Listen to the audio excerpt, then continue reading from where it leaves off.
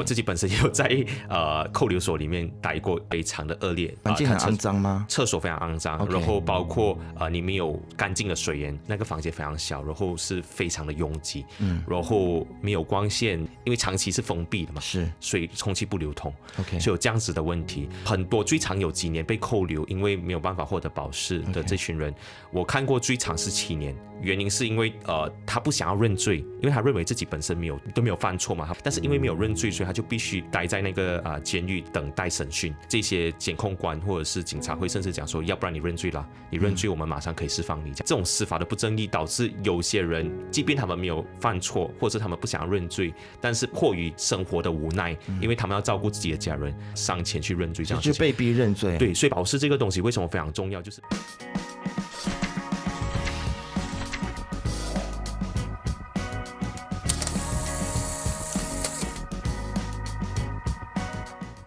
嗨，你好，我是能杰。这时候你在收看以及收听的是由财经制作的自由时事。那么在今天这期节目当中呢，我们要继续的来监督团结政府。那今天我们要来跟大家一起聊聊的是大马人权改革的进度。那我相信很多的朋友都还记得说呢，我们在这个财经拷问的节目当中就曾经邀请到了这个黄燕科来聊关于这个2022年的人权报告书的一些观察啊。那么今天我们再请到燕科回到我们的这个自由时事当中，邀请他来跟我们聊一聊，在上一次跟我们做完访问，一直到现在，事隔几个月的时间之后呢，团结政府在人权改革上面是否有哪一些新的作为呢？那我想在今天的节目当中来介绍一下燕科的背景啊。那么在2019年10月14号的时候呢，燕科他当时因为是马大的学生嘛，那他就在马大的这个毕业典礼上面呢，他就公开然后举牌抗议校长，然后说校长是种族主义啊，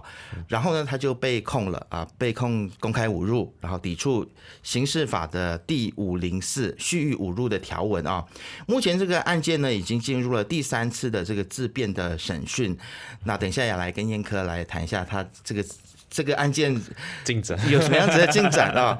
好，先来欢迎燕科。好，大家好，我是燕科，也是在人民之声工作。是对，燕科在人民之声哦。那你目前是这个人民之声的倡议以及个案管理专员。对，那其实我觉得燕科你其实在这个马来西亚的整个的人权改革还有人权斗争当中，其实你扮演一个非常重要的角色。其实上次跟你做完访问之后，我就打从心里就觉得非常非常的佩服你。哦，谢谢。但是不只是我一个人的那个功劳，也是因为我们的团队都有一直在推动这些议题，然后当然还有不只是 SWARAM 在做这些东西，还有其他公民社会，所以 credit 要给他们。其实大家都很辛苦了，大家也都一直都在努力，但是我觉得其实在社团也好，或者是 NGO 里面，其实我觉得能够上华语的节目，然后用华语来谈的人其实不多，确实，所以很难得。对，你是一个很难得的一个存在哦。谢谢。那其实今天也请燕科要来跟我们谈一下，就是关于说这个外国势力，特别是中国大外宣对大马社会的一些影响。这个我们会在后面稍微来聊。为什么会今天找燕科来聊这个呢？也是因为燕科前阵子邀请我去参加龙雪华堂的一个讲座嘛。对，所以那个讲座就是讨论关于这个中国的大外宣。对，好，这个我们等一下谈。我们先都回来谈一下这个团结政府在马来西亚的人权改革上面是否真的是有做一些事情啊？你上次在节目当中你说有很多的这个恶法都他们没有打算要废除，只是要修改啊。那你觉得现在他们有新的想法，有新的作为吗？我认为说，如果根据现在的进度，其实不是很满意，因为我可能先把这个东西分起来吧。就是如果说是有做到一些改革的，可能我们可以给的一些 credit 给政府，就是第一个就是废除强制实行这个东西，第二个是自杀除罪化这个东西，然后第三呢，其实是谈关于到那些恶法的话，基本上没有太大的进展。不过Ram Kabau 还有就是阿扎丽娜，他们其实在criminal justice 或者是所谓的刑事正义或者刑事司法这一方面是有尝试在推动一些东西，就是要去修改所谓的国安法。那但是他修改这一方面呢，他没有给一个确切的时间轴，然后到底几时会废除，几时会修改些什么样子的内容？因为目前我所了解的只是要修改关于到被告者是不是可以拿到保释，因为如果没有拿到保释的话，基本上他们就是必须要等到审讯结束才可以被释放出来。哇，就是永无止境的，就一直都在看守所里面。对，唯一一个收入者的话，这样他们其实他的家人直接陷入就是贫穷的状态嘛。那这个是第一点，然后其他的话，我觉得还有很多不同非常有争议性的东西，但我所了解到，目前内政部其实有很大的那个反弹，他们不赞成这种所谓的修法，甚至要维持现状，就是这样。内政部很大的反弹啊，为什么呢？他们有没有说明他们的原因呢？首先，内政部是完全没有跟公民社会接触的， 然后甚至是即便公民社会想要去和他们聊一些事情，但他们也是把我们拒于门外，就是完全到现在就是政府上台了那么多年到那么多个月嘛，到现在是没有一次是有一个会议是由内政部跟公民社会去做交流的，特别是关于人权议题，所以这个是非常遗憾的事情，所以我们不知道他们在想些什么，但我们根据我们的经验所了解得到，就是内政部旗下都是执法单位，所以执法单位一直有一种概念，就是他们希望所有的权利都掌握在我们手上，然后甚至是想要去以方便他们执法。OK， 这个是他们的那个想法，因为他们已经长期都已经习惯这么做了嘛。对，如果去修改法律的话，可能就会剥夺他们的一些或局限他们的一些执法的这个力度，他们觉得就会被影响。但我不是诋毁整个执法单位，因为我所了解还是有一些警察，其实他们赞成是让被告可以拿到保释，甚至是在那个28天的未审先扣这一方面，应该受到司法的监督。因为目前的那个SOSMA 国安法是他可以再逮捕你28天，然后不需要带你去那个法庭那边申请延扣。但是有一些警察是认为应该带去法庭申请延扣，避免被告者诬陷他们说他们使用滥权使用暴力等等。所以我是认为说但这个是少数啦，所以很遗憾是少数。OK， 所以可不可以请你讲一讲，就是说现在在这个看守所里面的一些状况，就是包括了就是你看到最长羁押在里面没有办法获得保释，或者是没有办法走法律程序，一直不断羁押在里面，究竟最长有多久？然后即使看守所里面的这个状况，是不是就是像我们在电影里面看到的，就是状况非常的不好？状况真是非常差，就是如果你首先不是随随便便有人可以进去看守所里面看的，除非你是律师，你才可以去看守所或者是去监狱里面看他的状况。生活状况呢，里面是非常糟糕，因为我自己本身也有在扣留所里面待过一个晚上。OK， 但是基本上他的情况是非常的恶劣，就是包括环境很肮脏吗？厕所非常肮脏，然后包括你没有干净的水源。无论是饮用或者是去做清洗这样子的东西，然后甚至是因为你是那个房间非常小，然后是非常的拥挤，然后没有光线，然后空气也是非常的，因为长期是封闭的嘛，是，所以空气不流通， OK， 所以有这样子的问题。然后至于有没有很多最长有几年被扣留，因为没有办法获得保释的这群人，我看过最长是7年，就是原因是因为他不想要认罪，因为他认为自己本身没有都没有犯错嘛，他不想要认罪，但是因为没有认罪，所以他就必须一直待在那个监狱等待审讯，然后甚至是有发生的情况就是这些检控官或者是警察会甚至讲说，要不然你认罪啦，你认罪我们马上可以释放你这样子的情况，所以我们很遗憾，就是因为这种司法的不正义，导致有些人即便他们没有犯错，或者他们不想要认罪，但是迫于生活的无奈，因为他们要照顾自己的家人，他们甚至是必须要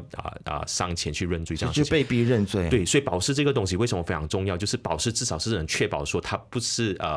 所谓的无罪推定论，就是他不会先被判是有罪的。你明白我意思吗？就是这样问题。了解，因为每次我听到燕科在描述这些事情的时候，我心里都觉得非常的难过。你就是可以想象一个人，他可能真的没有犯罪，但是他就是因为我们国家的这个法律上面的瑕疵，所以他就是这样子永无天日的在里面，就是一待就待了好几年啊。对。然后其实如果我没有记错的话，其实内政部部长西蒙是公正党籍的部长， 对不对？所以现在是因为西蒙一直在选前的时候，他一直承诺说说要做这些改革，要解放这些人，要帮助这些人，但是现在却没有这样子的政治意愿。你觉得是西蒙的部长现在他搞不定就是内政部底下的人吗？还是什么原因？还是他们根本就没有这个政治意愿？我认为其实到现在西蒙还是没有从上一次他们做政府学到一些教训，而且他们只是想要听就是所谓的小拿破仑，或者是听一些执法单位或者是在所谓的 bureaucrats， 官僚去听他们的话。但我要想，我认为这个也是我们非常失望的。其实内政部部长他一直以来。塞夫丁他和公民社会的关系是非常密切的，甚至他有跟我们他在做反对党的时候也一直跟我们交流等等这一些。但一旦他做了部长之后，虽然在一开始他还是有回复一些信息，但之后他是完全不回复。那我不是讲我啦，因为我还没有那种长辈的机会嘛。但是他在对于我们其他一些 NGO 的 leaders 也是没有太大的回复，这是第一点。然后第二点是为什么我觉得他们没有吸取教训的原因，是因为你要知道，我觉得他们到现在还是担心，如果我做出太多的改革，我会获得很大的反弹，特别是来自于官僚的反弹。但如果是这样子的话，为什么还要换政府？我们换政府就是希望看到改革，希望看到有一些政策上有一些进步的嘛。但如果你现在是想要维持现状的话，这样为什么还要换政府？所以这个必须要跟人民交代的。那如果你说还需要多一点时间的话，至少我觉得还是要跟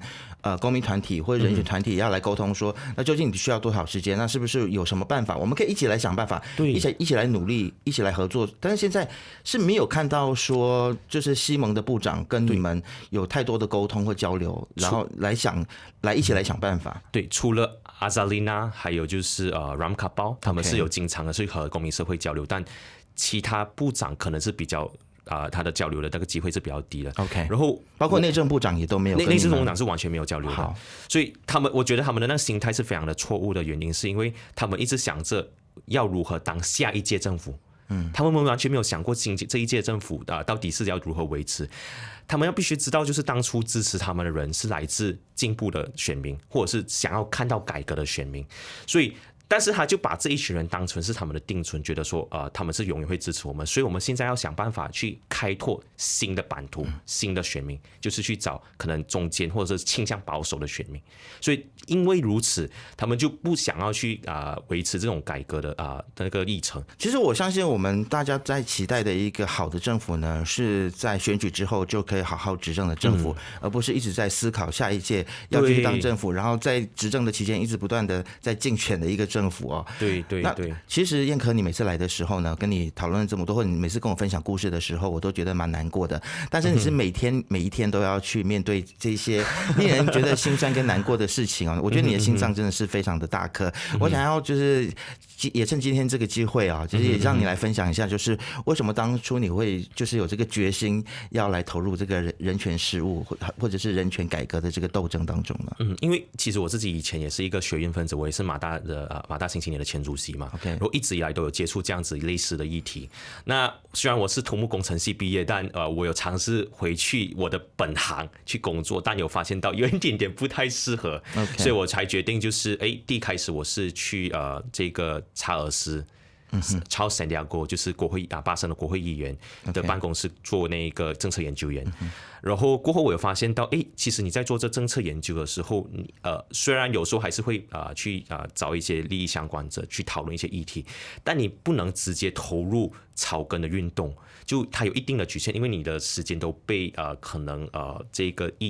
研究这个东西所绑定嘛，是时间绑定，所以我就想说，要不然我辞职，我就回去公民社会，因为我一直以来就觉得说，公民社会是整个民主社会的那个最重要的那个基础。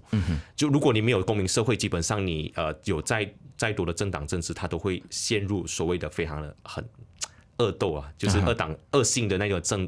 斗。所以我觉得公民社会就是应该成为就是去监督。不论是执政党或是反对党，他们的所作所为，所以我才想要投入回公民社会，所以才投入这个人权的运动。因为我觉得人权它到最后会是回到最根本，人如何在这个社会生活，同时是有尊严的生活这一个事情。是，那其实你在投入了这个人权团体之后，就是在SWARAM里面工作之后，其实跟你原本想象的会不会有什么样子的不一样？有一点点不一样，就是我忘了，其实做这个人权工作者，其实你需要很大的情绪劳动，因为像刚才能姐有讲到，就是我偶尔听我都觉得情绪蛮复杂的，就不要讲说你天天在面对，因为我觉得公民社会它有一个的局限，就是因为我们是非政府组织，我们没有权利直接去完成所有的改革，我们只会成为一个所谓的 pressure group，去施压政府去做改革，或者是我们做倡议，就是找出哪一些有问题的，然后我们提交，然后要政府去做一些改革，但它就是主动权一直以来都不在我们。或者是我们处理，好像我也是个案的处理专员嘛，所以就是我会处理不同的个案跟案件。但你会看到，其实很迫于无奈的，就是你已经做完所有东西，你去找完，无论是政府啊、非政府组织或者是国际组织去做你应该做的东西，但很多时候你做完了这些东西，你就不能去做下一步，因为你要等着人家的回应，所以是非常焦虑。然后你看到一些家属。他们的无奈、他们的焦虑的时候，所以你就非常需要接受这种负面的情绪，但是你又不能告诉他们你已经放弃这一块东西，所以你要跟他们沟通。所以有时候我还是要甚至成为辅导师这样子去带领大家一起去走过这一个坎，然后再推动这些改革。你自己平常是怎么样子去抒发，或者是去排解这么多的情绪？你有去找一些专业的人士来谈一谈吗？我现在还没有到那一个程度，但我身边的朋友就是人权工作者都有，就是有定期需要去找辅导师去度过这个坎，因为确实接受太不多。但因为我自己本身我有自己的处理的个人的情绪啦，就是你有你自己的方式啦。对，就是有可能有自己躲在一个角落自己哭泣的，但是这个就是我可能会自己想办法先处理，但我现在还没有到那一个阶度，是需要去见一些辅导师去带我。是我觉得其实在马来西亚的人权工作者真的是还蛮孤单的，因为其实马来西亚整体的这个人权意识是比较薄弱一些，所以我也希望说透过今天我们的这个节目可以来唤醒大家对于人权议题的一些意识啊，让大家一起都也来参与进来。我觉得更多人来关注对你们来说也是一件好事，更多人一起来发声，更多人一起来施压，我相信这个政府他才会听得进去。对，那我们来聊一下，就是其实前2个礼拜本来我就想要找你来了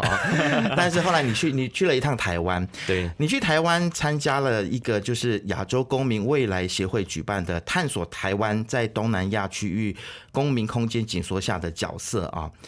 其实你觉得台湾它是否真的能够在这个东南亚地区来给你们一些协助，或者是我简单讲就是。因为我是半个台湾人，所以我也很期待说，台湾可不可以就是在这个公民运动上面给马来西亚不管是多一点的帮助，或者是因为台湾也是所谓的就是民主前辈嘛，所以是不是也可以在这个方面给大家一些的协助？那简单讲，如果真的是在马来西亚被迫害的话，那台湾是不是也可以提供庇护等等的？那你这次去台湾，你觉得我上述讲的这些是有可能的吗？其实是有可能的，因为毕竟台湾现在是作为世界的焦点，然后甚至是民主的最前线，或者是因为它在它的边陲国家就是中国，其实本身就是一个威权的政体，然后跟台湾是完全相反的，所以这一点底下呢，可能就是在世界或者是全球人类可能就会注入更多资源在台湾这一边，但我有发现到，其实台湾有2种声音。那我觉得可以分成2个板块去看，一个是可能在台湾政府这边，那台湾政府对于赋予那种政治庇护啊，或者给予难民这一种status， 其实有一点点的保留，因为我所了解，根据我去台湾那一趟的交流，然后政党人士也有在告诉，就是他们其实最担心，如果通过所谓的难民法，其实对台湾有的那个国安有一定的威胁，毕竟中国可能会借此机会派一些间谍进来台湾，然后甚至去做一些他们想要完成的一些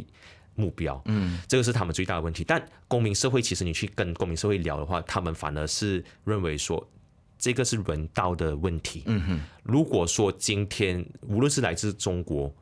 的一些人权斗士，或者是来自亚洲的一些人权工作者受到迫害的话，那他们应该要找到一个地方去避难的话，这样台湾是不是可以作为一个选择？为什么会讨论是台湾而不是其他国家？原本我们要了解，就是在东南亚泰国其实是所谓的国际 NGO 的一个中心，就大家会过去。但近年来，因为军事政府一直发动政变啊等等，所以非常不稳定，然后甚至有开始在压缩所谓的公民空间，所以他们选择逃就不把泰国作为首要的目标。第二个就是香港，因为香港在中国那边通过国安法之后，在香港基本上你可以看到是整个公民社会是瓦解的，媒体也是瓦解的，所以大家没有办法再去这两个国际的中心再去找生存的空间的话，那台湾是不是可以成为一个比较能接受这一些人呢？我觉得有一个原因，第一是地理的位置，是因为台湾它其实是非常靠近东南亚。如果菲律宾飞过去台湾，可能就只有2个小时；马来西亚过去台湾，可能就4个小时，不超过5个小时。所以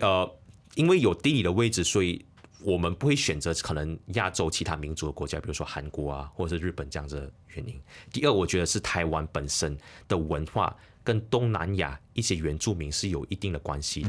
所以以至于这样如此的那个紧密的联系，我觉得台湾是可以作为下一个就是取代香港跟泰国的角色的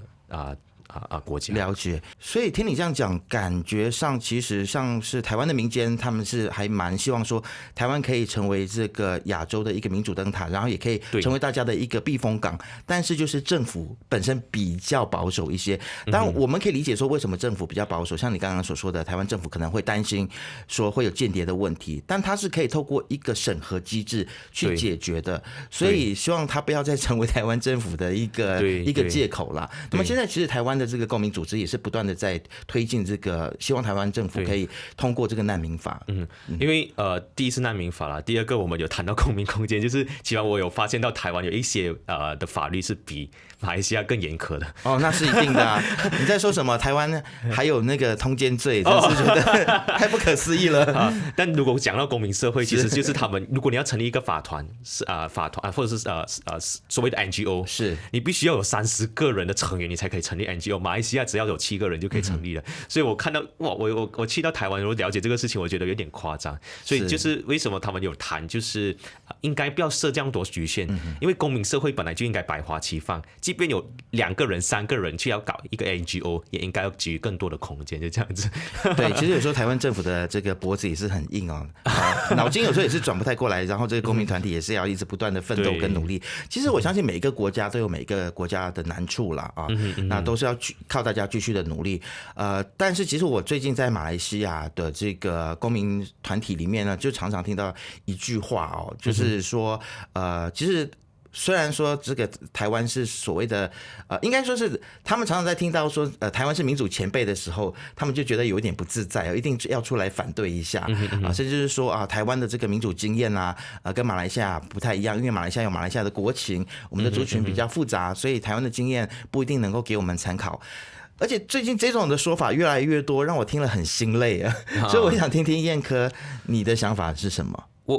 OK， 如果其实我觉得你肯定不能 copy and paste 把所有东西就放在这边嘛，对不对？但我觉得还是有参考的经验，看好的价值的。原因是因为首先你的确马来西亚有不同族群，然后不同族群可能他在建国初期本身的那个交流可能就有一定的不一样，但我觉得有一些东西是可以被参考的，就比如说台湾以前也是从一个威权政体转型成一个民主政体，那当中他们也没有经过太多的所谓的厮杀或者是血流成河这样子的事情，就没有一个流血革命，明白吗？所以因为这个东西，我觉得如果以马来西亚作为参考的话，我觉得我们可以去学习那个经验，就是到底马来西亚在转型的过程，或者是要进行所谓的转型正义的时候是怎样子做到的？台湾是怎样子做到的？打个比方，可能是不是他在对付旧势力这一方面，他是采取这样子的措施，是认为说那些有犯罪的人就应该被抓起来，还是可以释放他们啊？就比如说Zahid这个 case，就可以拿一个非常重要的例子。然后到底当初他们打的那个议题，比如说贪污这个议题。贪污这个议题在台湾也是在以前的时候民主推动民主运动的时候，他们也是成为一个非常焦点嘛。是。那但是到最后，当民进党自己的总统涉贪的时候，他们也是有采取一定的态度的表态嘛，是不是？但为什么甚至也有干预司法的情况出现？对，是。所以我想讲的是，我觉得其实透过这种民主的转型。无论是正统期也好，或者是从一个威权体制变成一个民主体制的话，到底它过程中有一些哪一些是可以吸取的经验，然后再转过来马来西亚，我们这样子 apply， 我觉得是应该去讨论跟学习，而且这个不是只局限于台湾而已，甚至是其他东南亚国家，比如说像印尼，也是可以去参考的。我觉得马来西亚不应该还有泰国，不应该就封闭自己，觉得说马来西亚就是独特，就是没有不能参考其他国家的经验的。我是觉得啦，如果大家真的觉得说要向台湾学习真的很难受的话，当然我不是说所有人，有部分人他只要听到说我们可以跟台湾学习，他就真的非常难受啊。那如果是这样子的话也没有关系，我们可以互相学习嘛。我相信台湾也有可以跟马来西亚学习的地方。对啊。而且如果你真的觉得说我们没有办法去参照国外的做法，太多去参照国外的做法的话，那你有什么想法？我觉得可以拿出来，或者你有什么样子更好的做法可以提出来。对，总不能够一直在批评别人的做法，然后自己也没有想法。对，如果还有一个我觉得很重要的地方就是你不可以一直比烂。你要比更好，就是如果人家做得好，你就要看他这样子参照，然后这样子复制或者是转型成为符合马来西亚国情，然后变成我们自己的政策。这是心态需要去改变的。然后最后的时候我是觉得台湾还有就是其他国家是可以被参考的原因，是因为不只是因为他们是民主国家，而且他们经常会尝试做一个分野，人权、民主价值就是属于西方价值，但台湾基本上他们也是亚洲人啊，是不是？他也是华人啊，对不对？这样如果说台湾可以做得到，还是泰国有些地方可以做得到，为什么马来西亚不能做得到呢？所以我觉得这个是我们应该去讨论的。还有另外一件事情，我觉得我们可以跟台湾学习的，就是抵御大外宣啊。对，就是因为那一天其实燕科。